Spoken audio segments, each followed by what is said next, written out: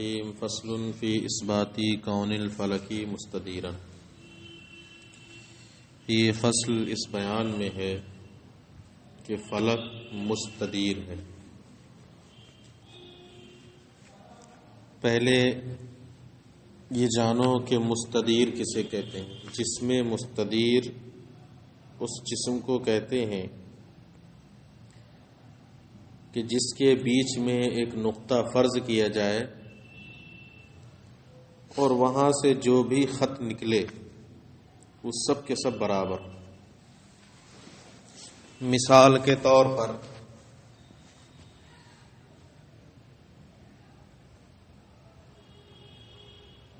یہ اس کے بیچ میں یہ نقطہ فرض کیا، ٹھیک ہے. اب اس سے جتنے بھی جس طرف بھی خط کھینچو گے سب کے سب کیا رہے گا؟ سب برابر. تو جسم مستدیر وہ جسم ہوتا ہے کہ جس کے بیچ میں ایک نقطہ فرض کیا جائے اور اس سے جتنے بھی خط کھینچے جائیں وہ سب کے سب برابر. وہ ہوتا ہے جسم مستدیر. اور یہی ثابت کرنا ہے کہ فلک مستدیر ہے. ٹھیک ہے. اب جو بیچ میں فرض کیا گیا نقطہ اسے کہتے ہیں مرکز. اسے کیا کہیں گے؟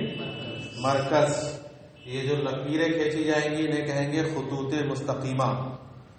ٹھیک ہے. اور یہ جو گھیرے ہوئے ہیں اسے کہیں گے محیط. محیط کا معنی. اور اس جسم کو کیا کہیں گے؟ جسم مستدیر. ٹھیک ہے. اسے کہیں گے جسم مستدیر. یہ تمہاری کتاب میں بھی شکل بنی ہوئی ہے اس لیے آسانی سے سمجھ سکتے ہو. اس کے بیچ میں ایک نقطہ فرض کر لے، دیکھو ساری لکیریں برابر رہیں گی.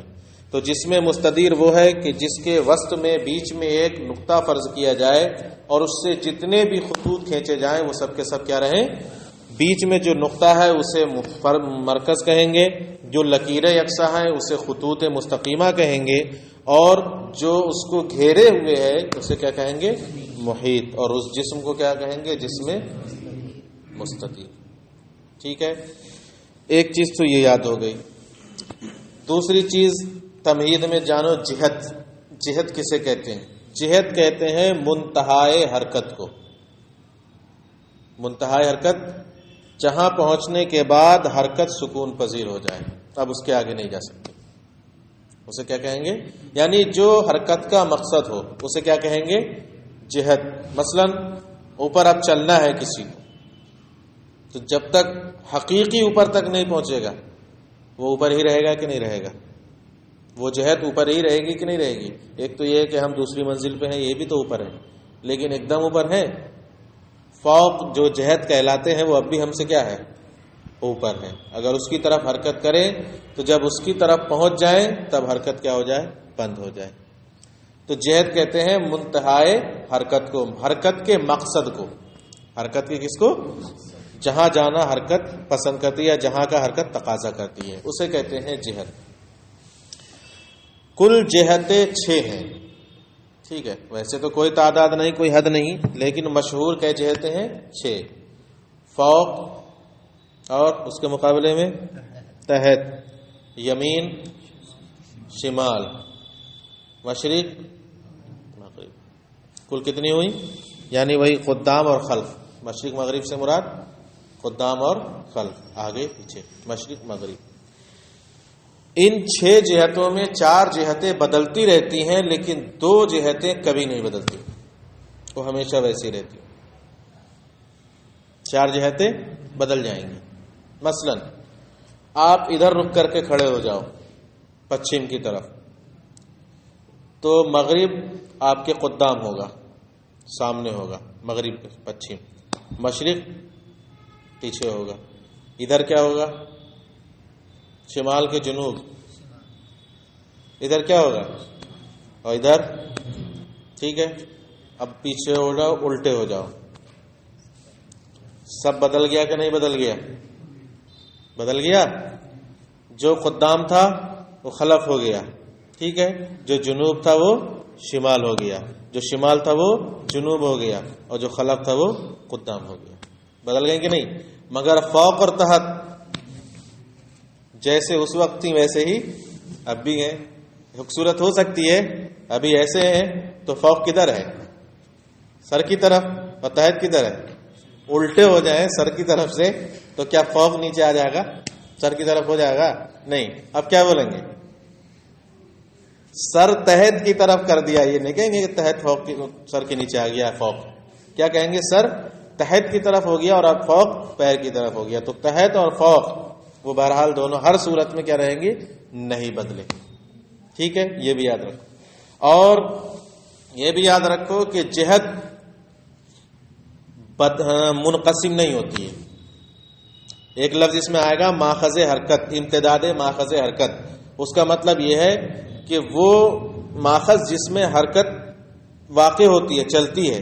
ٹھیک ہے، تو جس میں چلتی ہے جس جہت کی طرف، وہ جہت منقسم نہیں ہو سکتی کہ تھوڑی سی نیچے ہو یہ فوق ہو، پھر تھوڑی سی اوپر فوق ہو. نہیں، یا تو نیچے والی فوق ہوگی یا اوپر والی فوق ہوگی. منقسم ہو جائے تو ہو جائے، ایسا نہیں ہو سکتا کیونکہ جہت کیا ہے؟ ایک ہی رہے گی.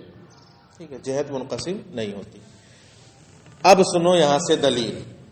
فلک کیا ہے؟ مستدیر. ہاں ایک چیز اور سن لو کہ فوق سے یہاں پر مراد فوق حقیقی اور تحت سے مراد تحت حقیقی. کون سی؟ فوق حقیقی کا مطلب جس کے اوپر کوئی فوق نہیں، اور تحت حقیقی سے مطلب جس کے نیچے اب کوئی تحت نہیں. ورنہ تو فوق اور تحت اضافی یہ تو بہت ہو سکتے ہیں. ٹھیک ہے، زید تخت کے اوپر ہے، چھت کے نیچے ہے. زید تخت کے اوپر ہے اور چھت کے نیچے ہے. تو ابھی کیا ہے؟ تخت کے اوپر اس کا فوق ہونا ہو رہا ہے اور چھت کے نیچے. ٹھیک ہے، اور اس کے بعد زید چھت پر چڑھ جائے تو اب کیا ہوگا؟ زید چھت کے اوپر ہے اور چھت زید کے نیچے ہے. ہو جائے گا کہ نہیں ہو جائے گا؟ بدل گئی کہ نہیں بدل گئی؟ تو اب زید چھت کے بھی اوپر ہو گیا. ابھی فوق کیا تھا؟ چھت تھی کہ نہیں تھی؟ زید چھت کے نیچے یعنی چھت فوق تھی. لیکن جب زید خود چھت پہ چڑھ گیا اوپر تو اب چھت کیا ہو گئی؟ تو یہ اضافی ہے، یہ حقیقی نہیں ہے، یہ اضافی. تو اضافی میں تو ہم بھی ابھی بھی ہیں، اوپر بھی ہیں نیچے بھی ہیں. اوپر بھی ہیں، پہلی منزل کے اوپر ہیں، دوسری کے نیچے ہیں. تو یہ سب اضافی ہیں، ان کا یہیں پر بیان نہیں ہے. یہاں کون سی فوق مراد ہے؟ حقیقی، جس کے اوپر کوئی فوق نہیں، اور تحت جس کے نیچے کوئی تحت نہیں. اب دلیل سنو. وَبَيَانُهُ أَنَّ هَاهُنَا جِهَتَيْن لَا تَتَبَدَّلَانِ إِحْدَاهُمَا فَوْقَ وَالْأُخْرَى تَحْتَ. دلیل اس کی یہ ہے کہ یہاں دو جہتیں ایسی ہیں جو کبھی نہیں بدلتی، ان میں سے ایک فوق ہے اور دوسری تحت ہے. وَكُلُّ وَاحِدَةٍ مِّنْهُمَا مَوْجُودَةٌ ذَاتُ وَضْعٍ غَيْرُ مُنْقَسِمَةٍ فِي امْتِدَادِ مَاخِذِ الْحَرْکَت. دیکھو تین دعوے ہیں یہاں. ایک تو یہ تھا کہ وہ کبھی نہیں بدلتی، یہ ثابت ہو گیا. دوسرا یہ ہے کہ ان میں سے ہر ایک موجود ہے، ذات وضع ہے، غیر منقسم ہے. یعنی ماخذ حرکت میں کیا ہے؟ وہ منقسم نہیں. میں نے بتایا تھا کہ جہت تقسیم نہیں ہوتی. حرکت جس میں واقع ہو رہی، مثلا فوق کی طرف چلی، تو اس اعتبار سے فوق منقسم نہیں ہو سکتا کہ مثلا آپ مان لیں کہ سب سے اوپر والا فوق یہ چھت ہے، فی الوقت فوق حقیقی اس کو مان لیں، حرکت چل رہی ہے اس کی طرف. اب آ کے یہاں پر منقسم ہو جائے یہ ماخذ حرکت، تو اب آپ نے مانا ہے کس کو؟ فوق. اس کو یہاں آ کے رک رہی ہے تو یہ فوق نہیں ہوگا. تو ماخذ حرکت میں جہت کیا ہے؟ منقسم نہیں ہوگی. تین دعوے ہیں، اب تینوں کو ثابت کریں گے ایک کر کے. وَمَتَا كَانَ كَذَلِكَ، اور جب ایسا ہوگا یعنی ان دونوں حرکتوں فوق جہت میں سے ہر ایک موجود ہے، ذات وضع ہے، غیر منقسم ہے ماخذ حرکت کے امتداد میں، تو فلک مستدیر ہوگا. جب ایسا ہوگا تو فلک کیا ہوگا؟ مستدیر ہوگا، گول ہوگا. وَإِنَّمَا قُلْنَا، اب دلیل. ہم نے یہ جو کہا ان الجہۃ موجودۃ ذات وضع، یہ ہمارا دعویٰ کہ جہت موجود ہے، ذات وضع ہے، کہتے ہیں اس لیے کہ اگر وہ موجود نہ ہوتی اور ذات وضع نہ ہوتی تو اس کی طرف اشارہ ممکن ہوتا. ہم کہیں گے تم سے فوق کہاں ہے، کیا کہو گے؟ اشارہ کرو گے کہ نہیں کہو گے؟ فوق. تحت کدھر ہے؟ تو اگر یہ موجود رہی ہوتی، اور پیچھے پڑھتے آتے ہو جو ذات وضع کا مطلب جو اشارہ حسیہ کے قابل ہو، جو اشارہ حسیہ کو کیا کرے؟ قبول کرے. تو فوق بھی قبول کر رہا ہے، تحت بھی قبول کر رہی ہے، یہ فوق ہے یہ تحت ہے، تو موجود ہے، ذات وضع ہے، تبھی نہ اشارہ حسیہ کو قبول کر رہی ہیں. اگر اشارہ موجود نہ ہوتی، ذات وضع نہ ہوتی، تو اشارہ حسیہ کو قبول کرتی. ان کی طرف اشارہ کرنا ہی ممکن نہیں ہوتا. اور ہم نے یہ جو کہا کہ جہت موجود ہے، ذات وضع ہے، اس لیے کہ اگر وہ موجود نہ ہوتی یا ذات وضع نہ ہوتی لما امکنت الاشارۃ الیہا، تو ان کی طرف اشارہ کرنا ہی ممکن نہیں تھا، ولما امکن اتجاہ المتحرک الیہا، اور دوسری ایک اور دلیل کہ اگر یہ موجود نہ ہوتی اور ان کی طرف اشارہ ممکن نہ ہوتا تو متحرک جب حرکت کرتا تو وہ کدھر حرکت کرتا؟ متحرک جب حرکت کرتا، مثلا آپ نے ہوا چھوڑی، غبارے میں سے نکالی ہوا، اب آپ کہیں گے یہ ہوا کدھر جا رہی ہے؟ ہم آپ سے پوچھیں گے کہاں جا رہی ہے؟ اوپر کی طرف۔ تو جب یہ موجود ہی نہیں ہوتا، ٹھیک ہے، تو متحرک کے لیے آپ کیسے کہتے کہ یہ اوپر جا رہی ہے؟ حالانکہ جا رہی ہے۔ تو متحرک کسی جہت کی طرف کیا ہوتا ہے؟ متوجہ نہیں ہوتا، حالانکہ متحرک کیا ہوتا ہے؟ متوجہ ہوتا ہے کہ نہیں متوجہ ہوتا ہے؟ پتھر پھینک دو، واپس پلٹے گا کس کی طرف؟ تحت کی طرف۔ تو ہے اس لیے نہ پلٹ رہا ہے، ورنہ تو یہ جب ہوتی ہی نہیں تو ڈھیلا کہاں جاتا؟ کہیں جاتا؟ کسی جہت میں نہیں ہے، لیکن جاتا ہے، اس کا مطلب جہت ہے۔ وَلَمَا أَمْكَنَ اتجاہ المتحرک الیہا، اور نہ ہی اس کی طرف متحرک کی توجہ ہوتی۔ وَإِنَّمَا قُلْنَا إِنَّهَا غَيْرُ مُنْقَسِمَةٍ، دوسرا دعویٰ ہم نے یہ کیا کہ وہ غیر منقسم ہے۔ کیا ہے؟ جہت غیر منقسم ہے۔ اس کی وجہ کیا ہے؟ اس لیے کہ اگر وہ منقسم ہو تو جب متحرک حرکت کرتے ہوئے جب منقسم ہوگا تو کم سے کم دو جز ہوں گے کہ نہیں ہوں گے؟ اس کے کیا ہوں گے؟ دو جز ہوں گے۔